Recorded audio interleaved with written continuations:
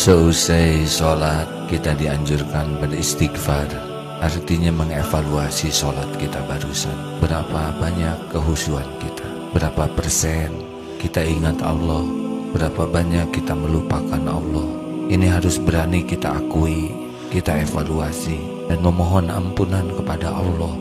Karena Allah sangat memperhatikan sholat kita, dan tahu apa yang ada dalam pikiran, tahu apa yang ada di hati, tahu kemana pikiran dan hati kita.